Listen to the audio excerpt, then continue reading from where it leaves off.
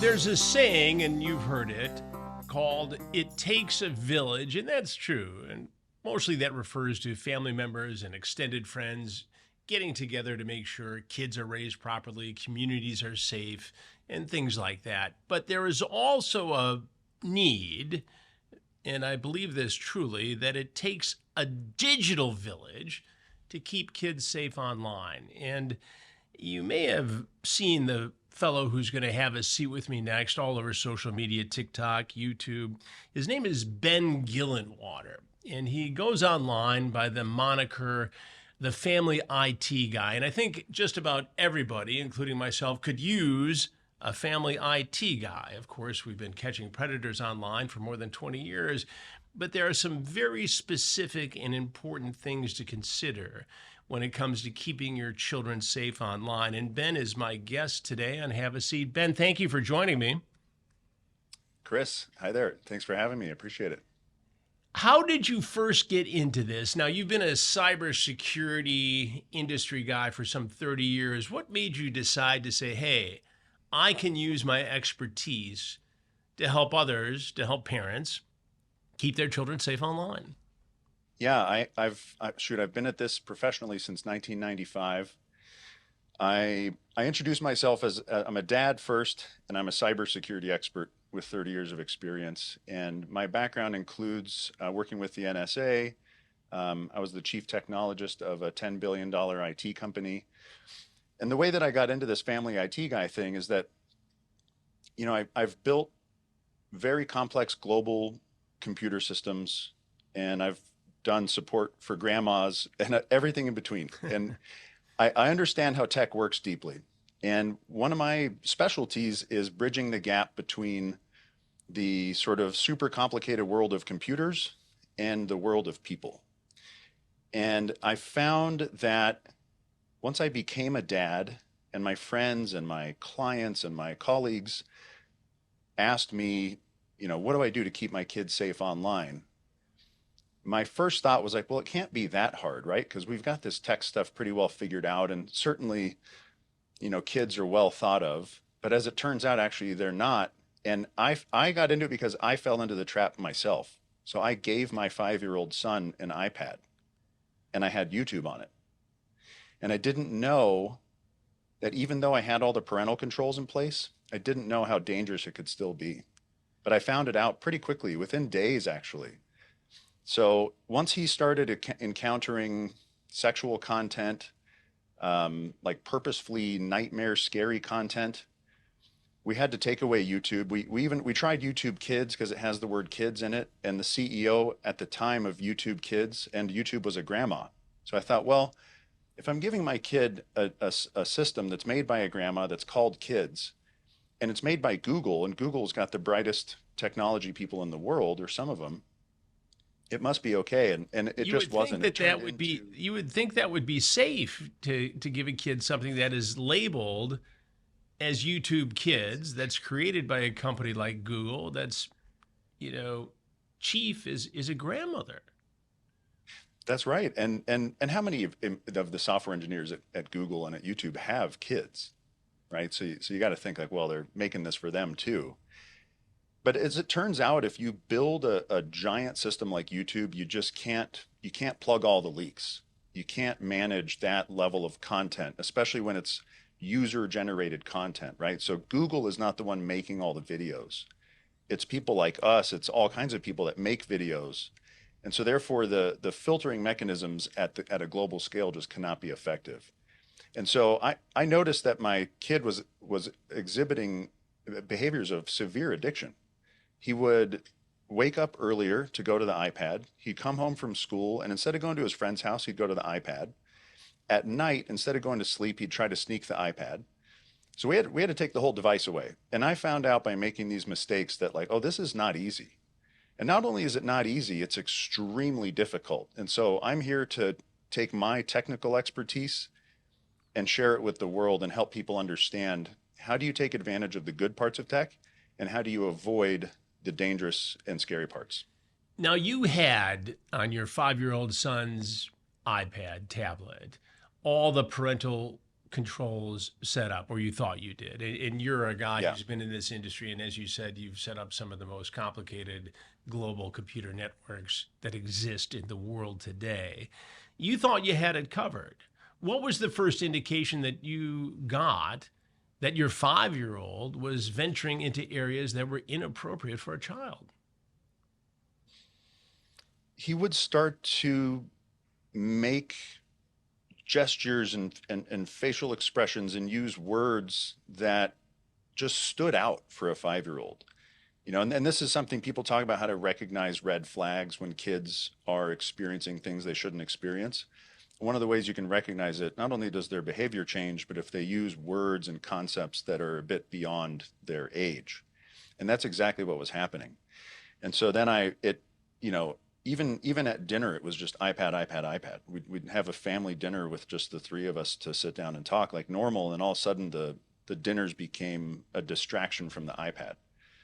And so that right there stood out to me as like, oh, this needs to be looked into. And so then I started to look through his history of what he was watching and found a bunch of stuff that is simply not for kids, both on the YouTube regular app. And then after we took that out and put the YouTube Kids app, YouTube Kids, he had, for example, this character called Huggy Wuggy, which is this frightening character with this big mouth and big sharp teeth. And he just goes around scaring kids.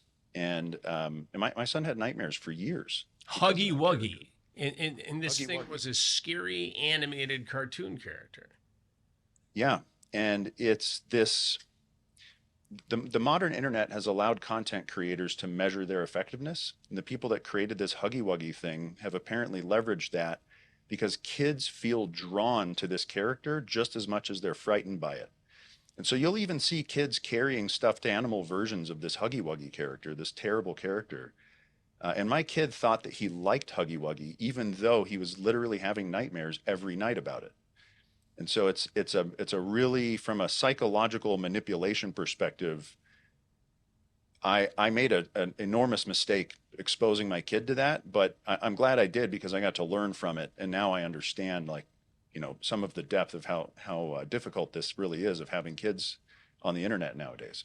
And what was your son's reaction when you took the iPad away from him? He was primarily trying to defend the frightening characters that he was exposed to, and Even though they were scaring the heck out of him. Yeah. Yeah. And to the point where he saw a kid at the playground one day that had a Huggy Wuggy stuffed animal, and he had to spend all of his time with that kid and even tried to take the Huggy Wuggy stuffed animal just to be near it. There's something deeply disturbing about not only the content, but like what our these young children's brains are being affected by. I don't know. I don't even know what it's called or but it was messing with his head to such a severe extent that we had to go cold turkey. And I had to basically force him to not hang out with this kid at the playground this one day, for example. Like, this is not healthy. This is clearly like very unhealthy for a young mind.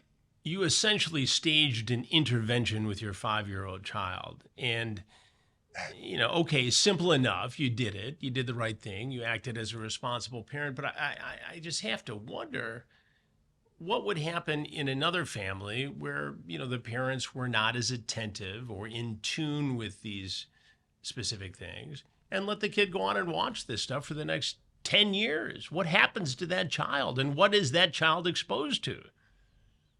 Well, I'll tell you. I mean, so first of all, it made me think of the other kid at the playground, and I'm focusing on this one example just because it's useful. But so that kid's parents may not know, right? Like, they may not have the time or the headspace or the wherewithal to think, oh, what's this one show? Why does my kid, he really, really likes this character? What's the big deal, right? But I think to attach it to a much bigger picture concept that's occurring right now, we have young kids down to single digit age kids experiencing enormously high rates of anxiety and depression. And this is tied to this concept that my son experienced and that we're discussing here, which is the ability to manipulate the mind.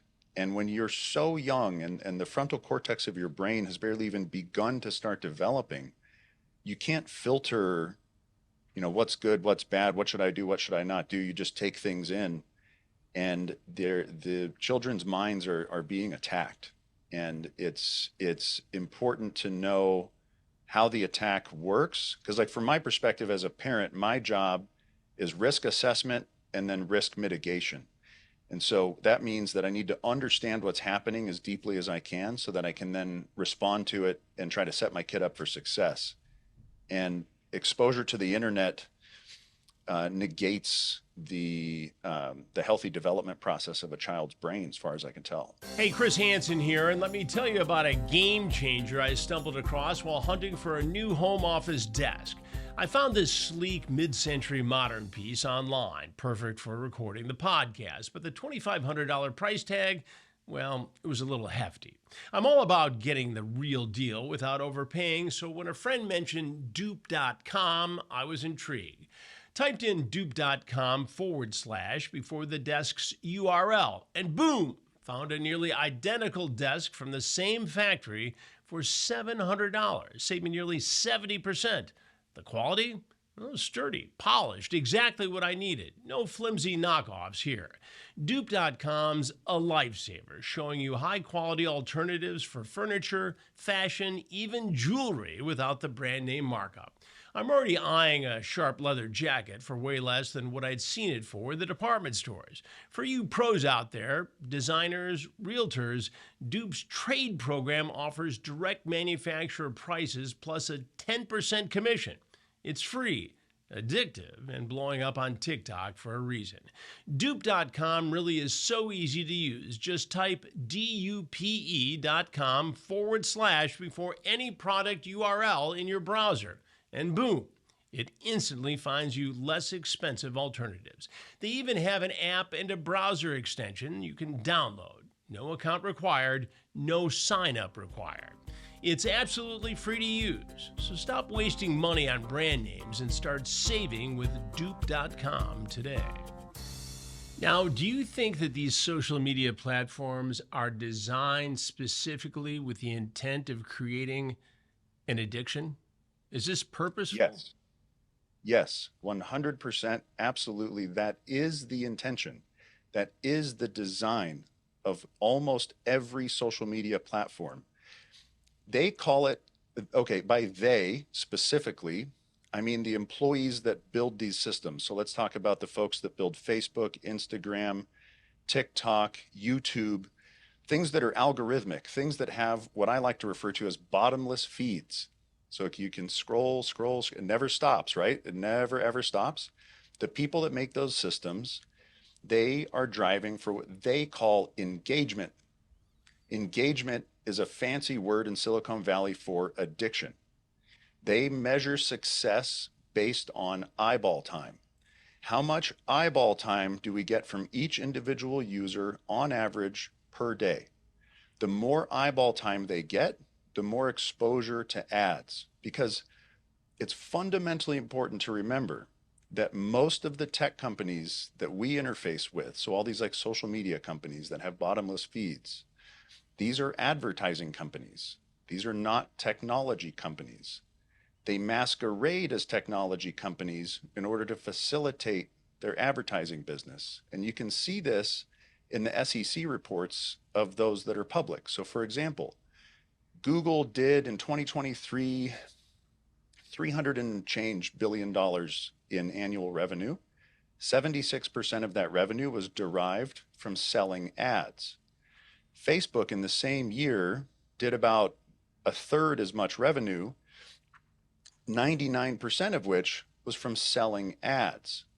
Now, digital ads are valuable because you can tell when somebody looks at them and you can tell when somebody interacts with them by clicking on them, for example. And so if you drive engagement, AKA addiction, you get more eyeball time, more ad views, therefore more ad sales, and thus hundreds of billions of dollars in revenue.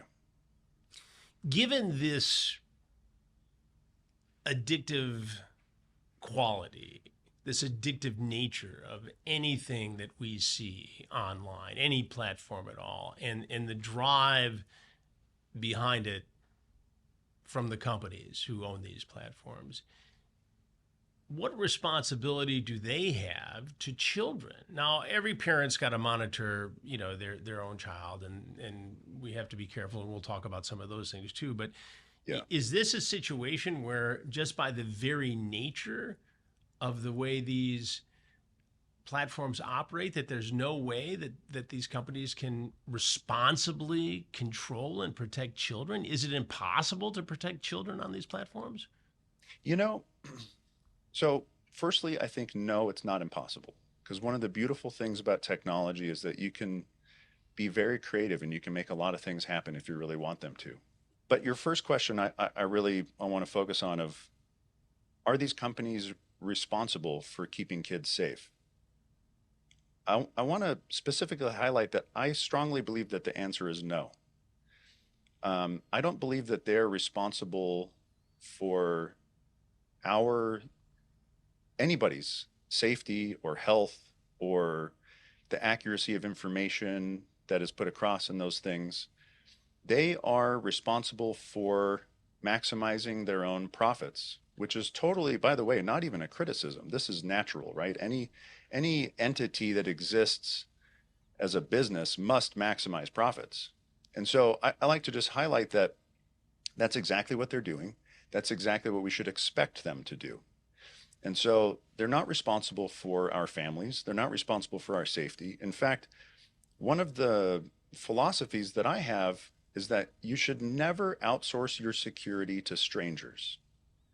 And so that includes thinking that any company or government is going to have your best interests in mind, or especially the best interests of your kids.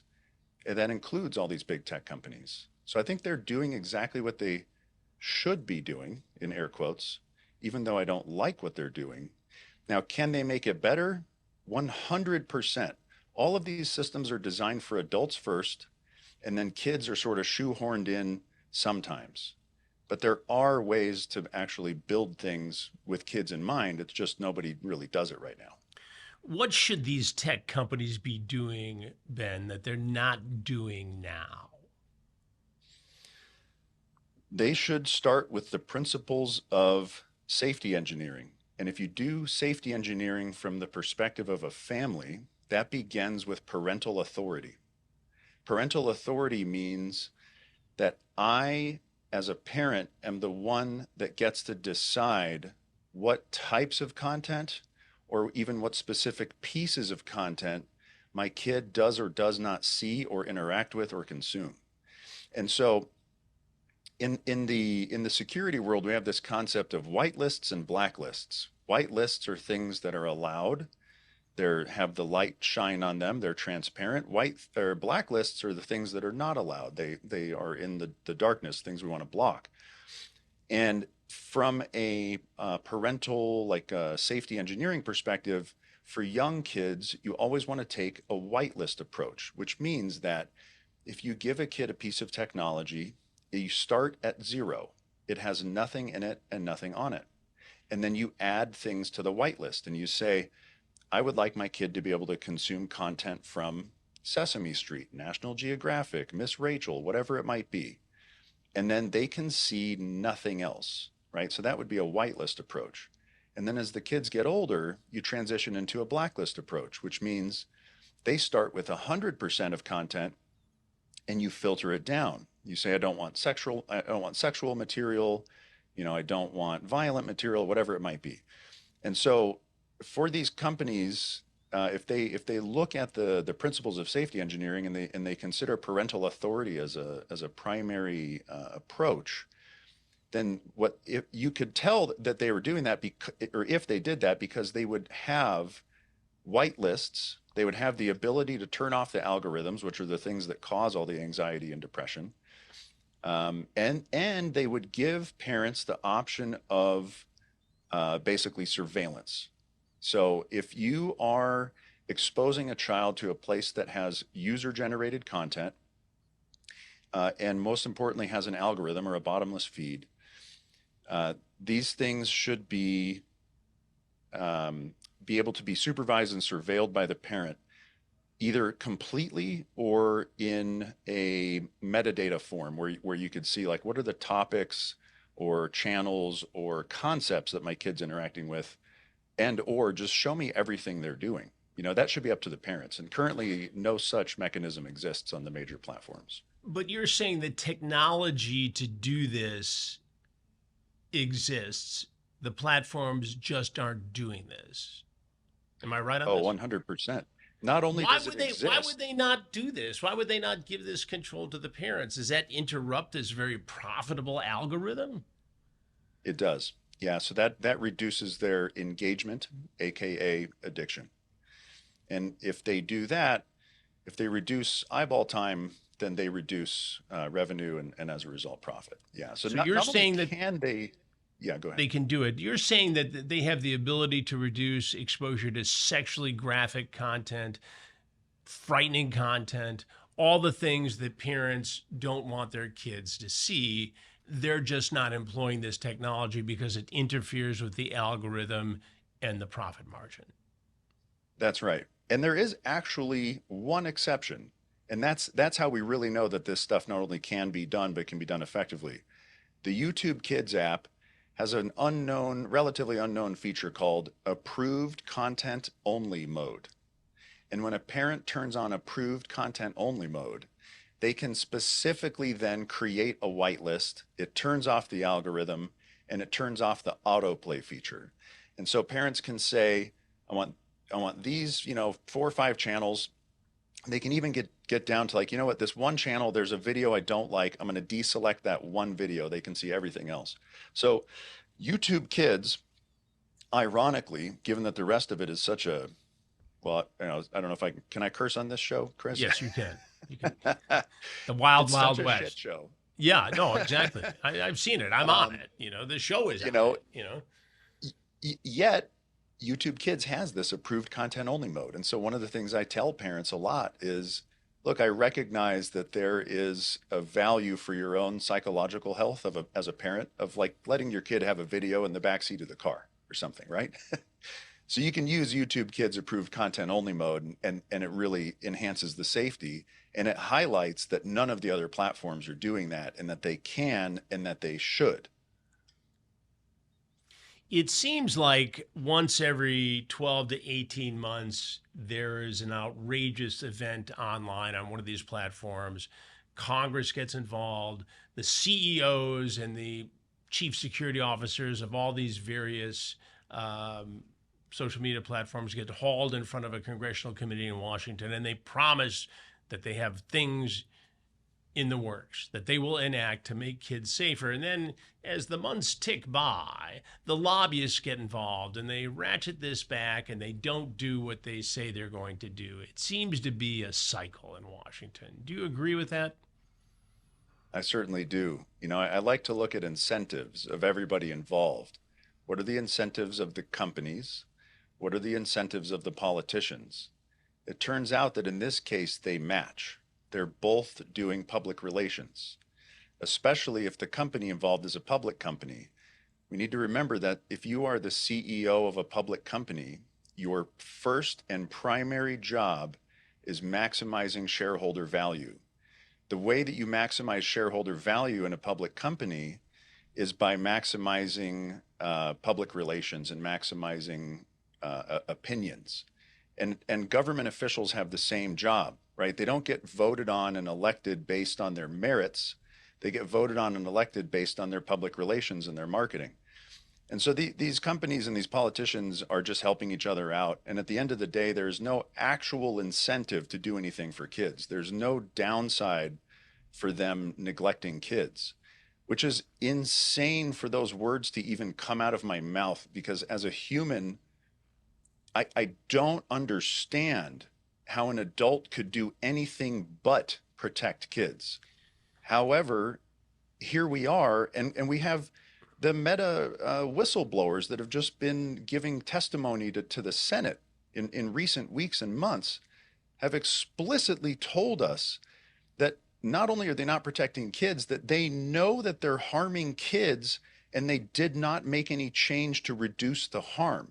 So, for example, One of the gals, I think her name is Sarah Wynne Williams. She was an executive at Facebook that her job was global PR. Her job was to defend Facebook. And now she's going and testifying against Facebook.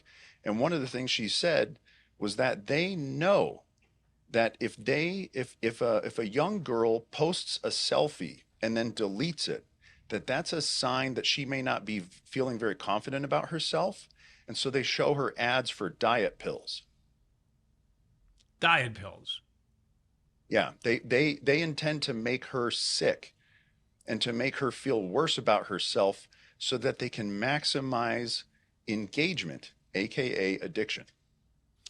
It seems to me there needs to be, two sets of rules here, one for children and one for adults. But in so many cases, that's not happening. And one of the investigations that I've got going on now involves Roblox.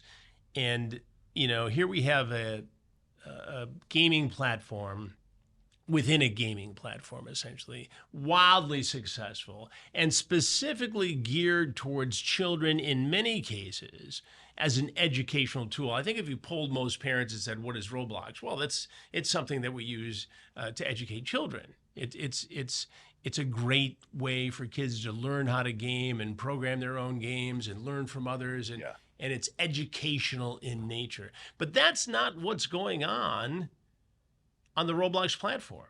And we've seen story after story about grooming, the trade in inappropriate materials like CSAM, child porn, kids being paid in Roblox currency, Robux, to do things to themselves and others. I mean, the victims we've interviewed in our investigation thus far tell chilling stories. And you hear Roblox go on about, well, we're doing this and we're enacting all these safety programs.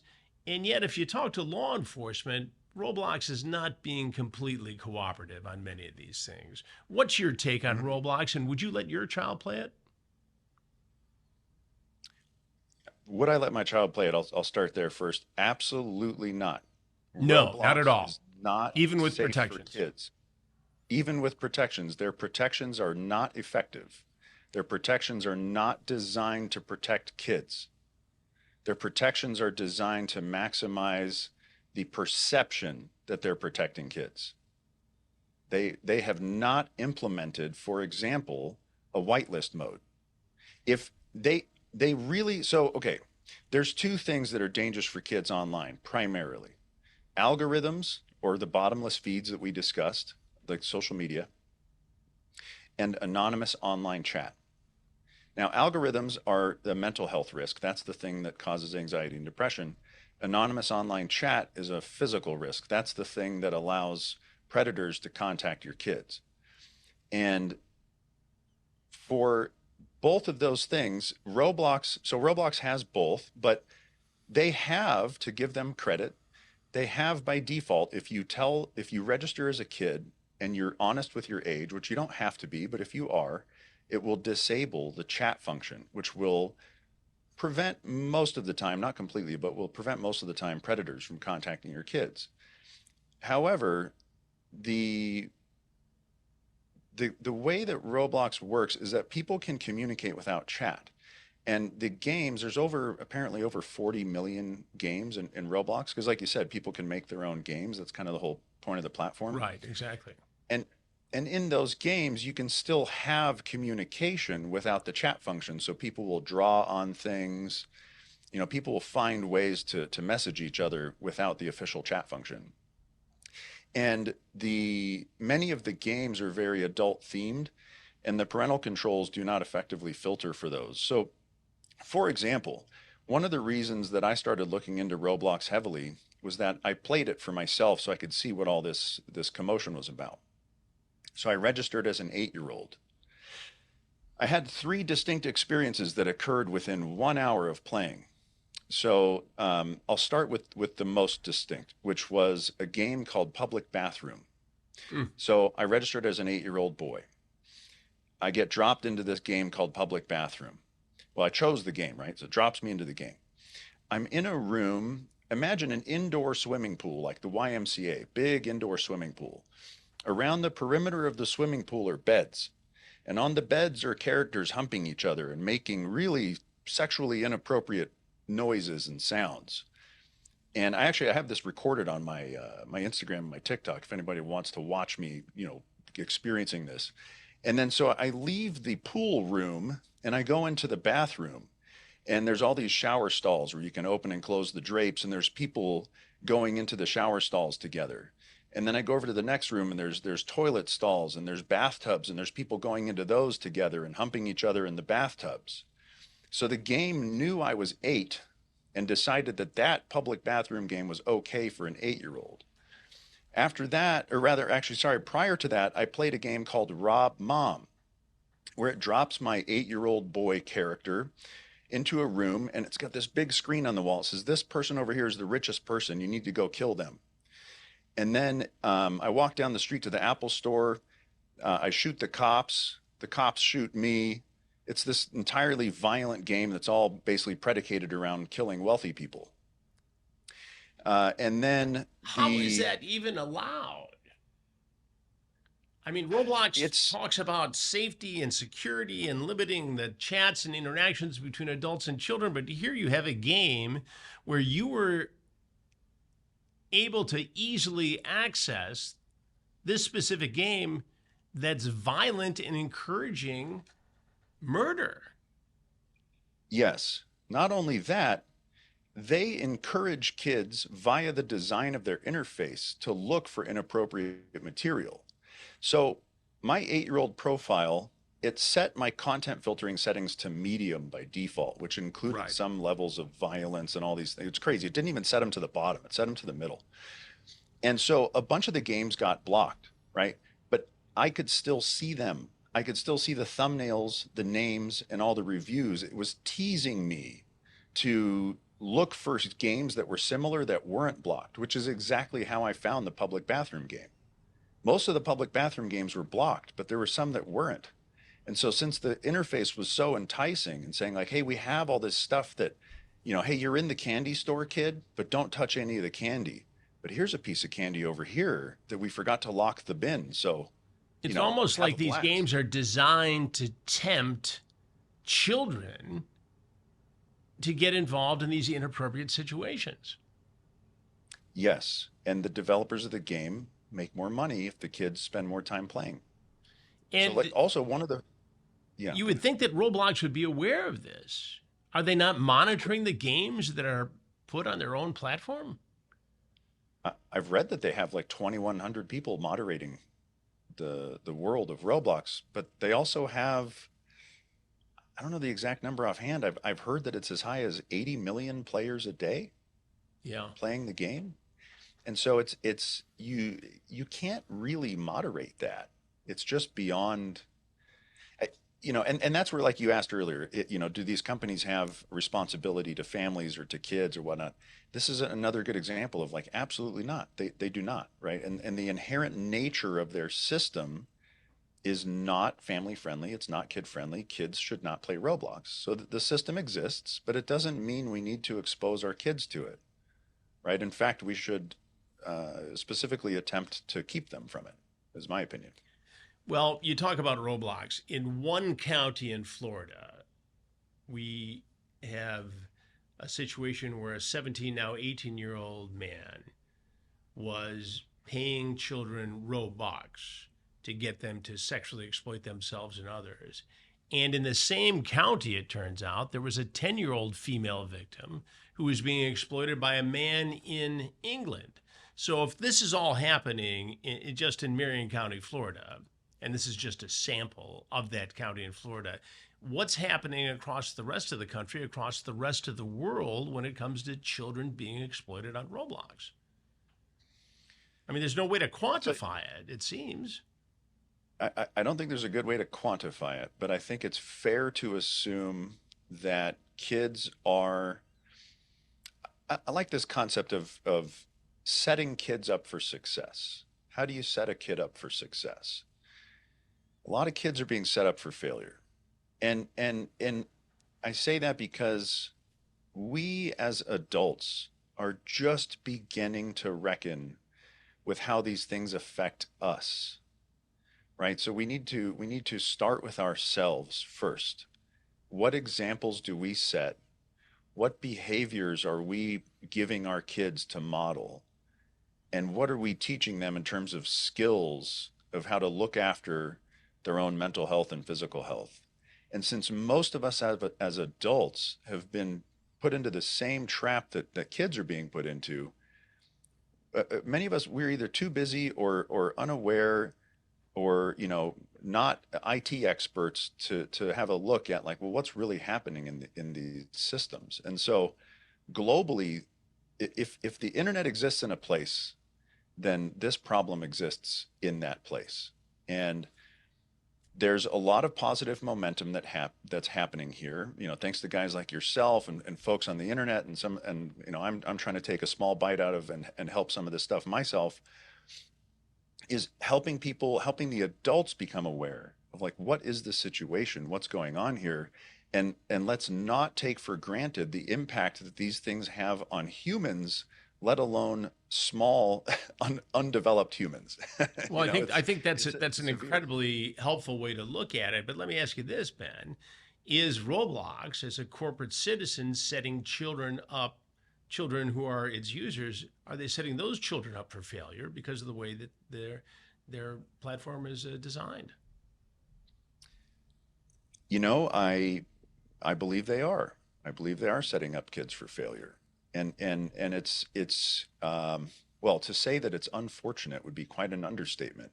It's unnecessary. So, if I look at market opportunity, if I'm looking at, okay, let's put myself in the shoes of David Bazuki. He's the CEO of Roblox. Sure. So I'm trying to maximize the amount of the available market that my game is exposed to and how many people in the world play my game. Now, if I'm viewing things in the short term, I might do things I regret later, which perhaps is what's happening right now. But if I look at things in the long term and I say, okay, I want these kids to play my game, because if they play it right now, even if they don't buy a bunch of Robux today, if they enjoy the game and they stay on the game, and 5 years from now they have access to mom and dad's credit card or whatever it might be, maybe then they'll play Robux because they're actually attached to the game in a potentially more healthy way.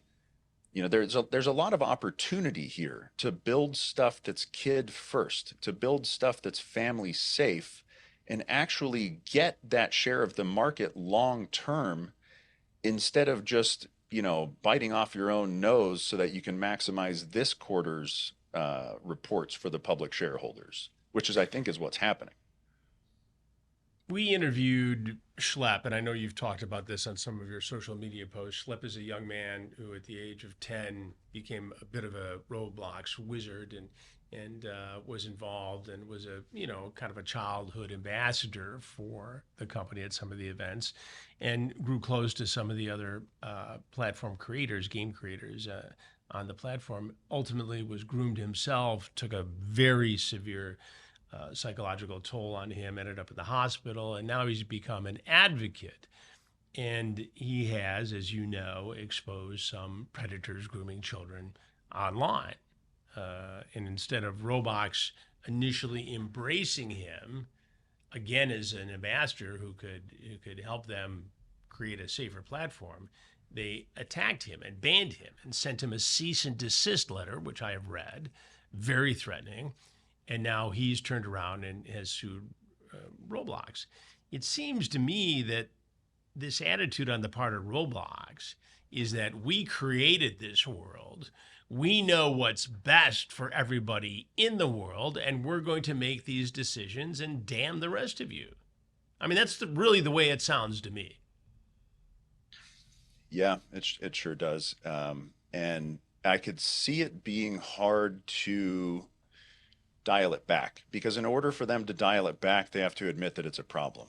And if they admit to it being a problem, that would affect their public perception, which would affect their stock price and potentially their user base over the long term. And maybe we would look at companies like Roblox and companies like Meta, that are behaving in, I don't know how else to describe it, very negligent ways.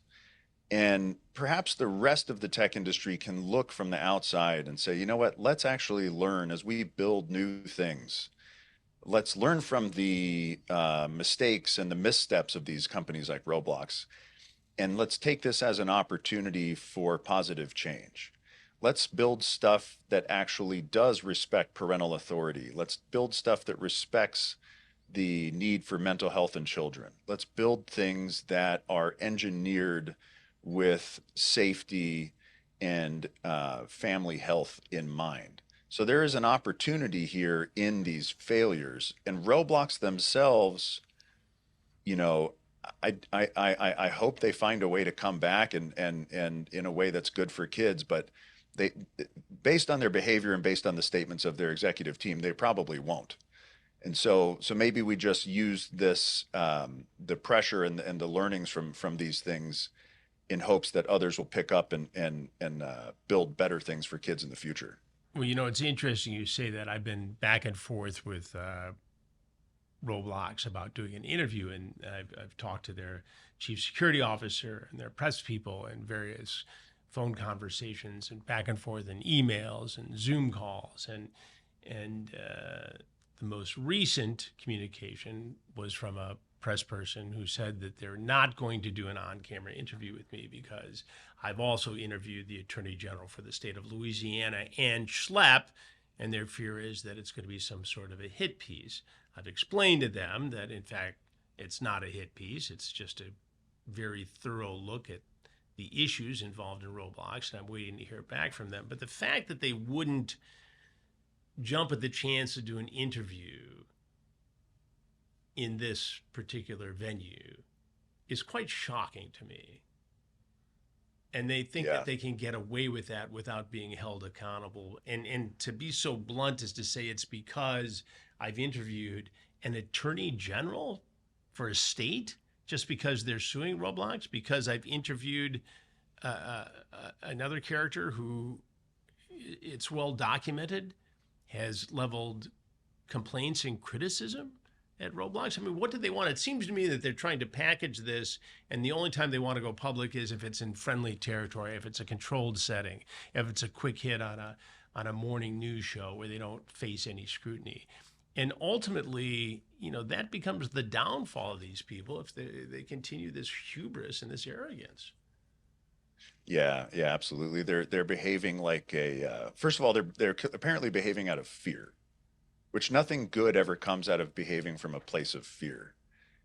So they're like the dog that's backed into the corner of their cage, and they're just being defensive, and that's not a strategy that's good for anybody, let alone Roblox themselves. I mean, I just now the interesting thing is even with all of this craziness around the amount of awareness that's being built around Roblox, and thanks so much to Schlepp for really bringing a lot of that awareness.